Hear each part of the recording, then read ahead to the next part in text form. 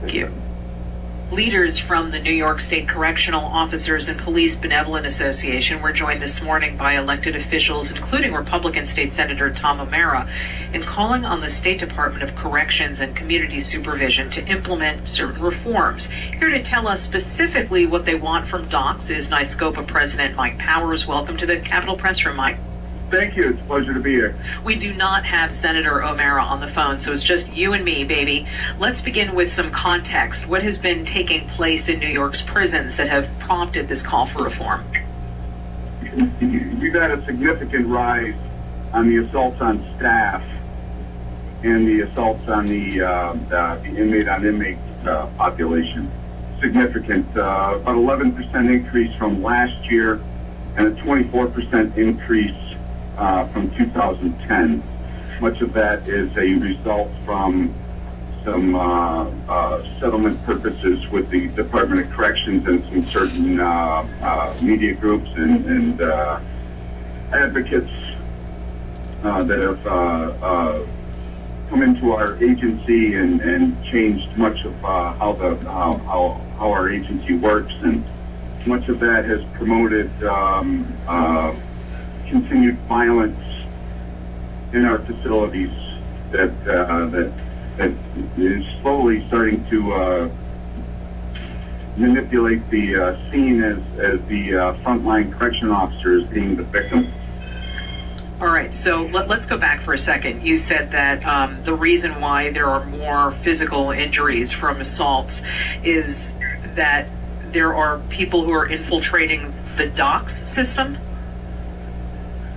Not necessarily infiltrating, influencing, maybe. Okay, would be more, who specifically? Would be the word. Well, they've had settlement offers with the New York Civil Liberties Union and the American Civil Liberties Union, and settlements in SHU time, meaning the Special Housing Unit time, as far as disciplinary sanctions imposed upon an inmate in the facility. And they've had a modification of that very disciplinary system. So in essence, they are not necessarily responsible for their actions in a criminal activity inside our correctional facility. So so basically, docs is allowing, because of these settlements with the ACLU, they're a little bit softer on inmates who have committed violence? Yes, in essence. In many reforms they've implemented in their agency without any real true discussion or valued study, so to speak, from the front line, from the issues in the facilities. Our department is vastly changing, and with changes are coming new implementations and guidelines and policy that are direct, have a direct effect on the and the running of a correctional facility. Since 2009, I guess 11 correctional facilities and 28 youth prisons have closed. Do you think that the closures have contributed to the unsafe working conditions? That's what your press release has stated. Absolutely. And to give you an example, 3 short years ago, our maximum security prisons were at 120% capacity. Today, 3 years later, we're at 100% capacity. What they've done is they've instilled programs and initiatives for the inmate population to jumpstart their release date, so to speak, to quickly allow them to enter back into society, when they're basically doing it with a smoke and mirror aspect to remove the inmates as they were closing these facilities so that they could decrease their maximum security capacity, and they put that capacity, that additional 20% of the maximum security inmates in our medium security facilities. And that's where a bulk of our violence is happening, in our medium correctional facilities, which do not run as operational and secure as a maximum security facility. So because, just help me understand this, because they've closed 11 prisons, some inmates who were supposed to be in maximum facility prisons have been shunted over to medium security prisons. Is that the problem? Yes, actually it is. And some of our dialogue and concern with the department is that very aspect right there that you mentioned. And, we seem that it seems to be falling on deaf ears. They don't acknowledge it. They say that practice is not happening. And, we as frontline officers and frontline supervisors see it continually on a daily basis. And for them to not acknowledge it is inaccurate. One of our biggest issues as well is our assault reporting. And October 1st, the Department of Corrections and Community Supervision released a fact sheet that stated no serious assaults occurred on any of our members, our peace officers, our men and women who provide public safety in our correctional facilities.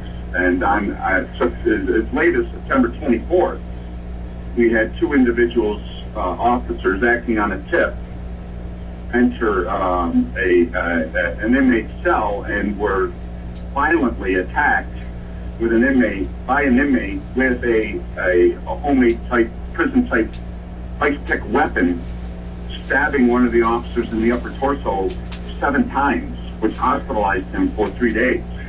I don't think anybody would characterize that as anything other than serious. I did get something. I asked the correctional docs to send some response, and they did say that there were 2 people who they acknowledged were assaulted. So I'm not sure where you get the number 0 if they're acknowledging 2, just like you. Well, I have the document. I have the document in my hand.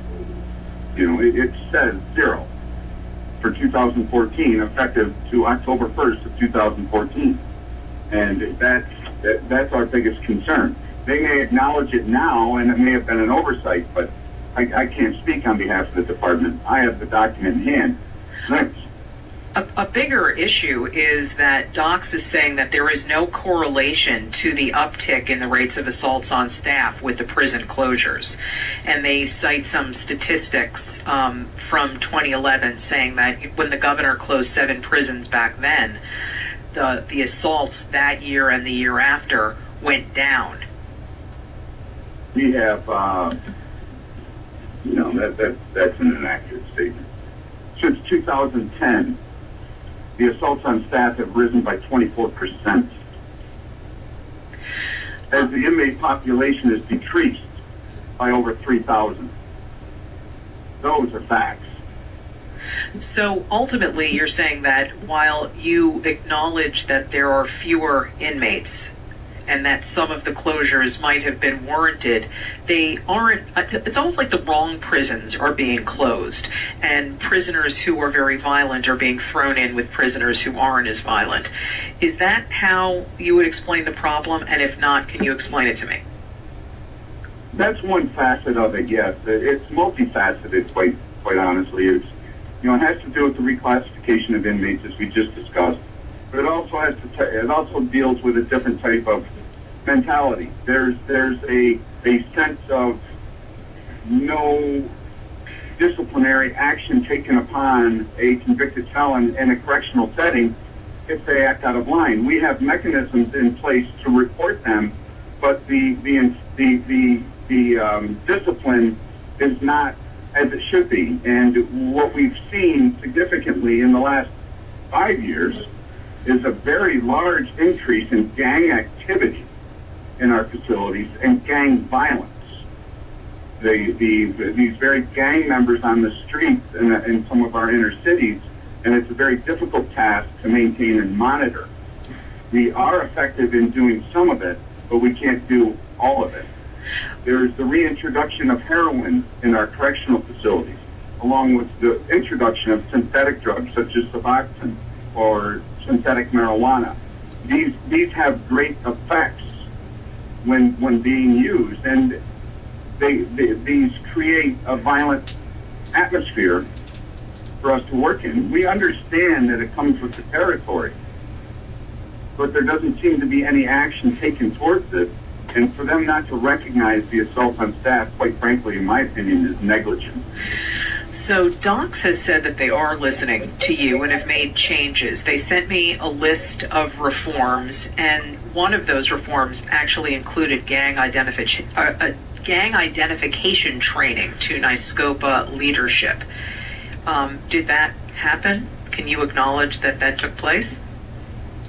Within the last week and a half, yes, it did. But this uptick has been for the last 5 years, and it's slow moving. We haven't seen any progression with it yet. We've got a memorandum of understanding that was an offshoot of the executive budget from the governor of last year that calls for 275 additional correctional officers on the ground in our facilities. We've yet to see any of that implemented. So and that's to be done before the fiscal year of this year is over. So exactly what is it that you want docs to do? More people? We're severely understaffed. We need more staff. I believe they recognize that, but we need more staff. We need better reporting.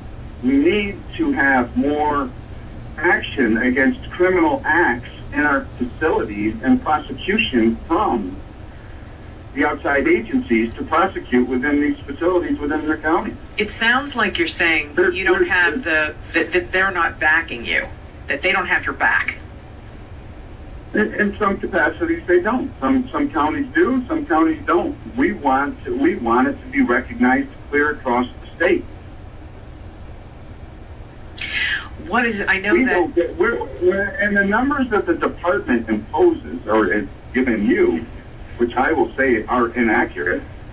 If they say they've acknowledged two, we have documentation that says none, and that was on October 1st. We meet with the department regularly, not regularly, but we meet with the department, and this is what we go back and forth.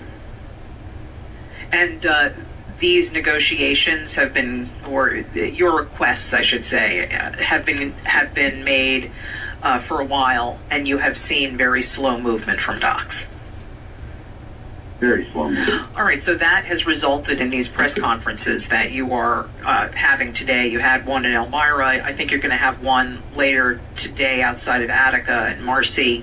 Tomorrow you're going to be at the NYSCOPA headquarters in Albany as well as in Otisville. What are you hoping? I mean, has anyone from docs reached out to you? And if they don't, what are you going to do then?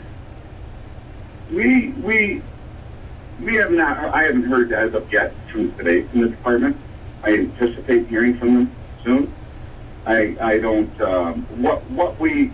You have to understand our organization. Our organization is membership driven. We have 20,000 correctional officers across the state of New York, and in our last bi-monthly meeting, they feel disrespected. They feel that there's no respect for the function that we provide to our communities, to our facilities, and to the law enforcement aspects in New York State.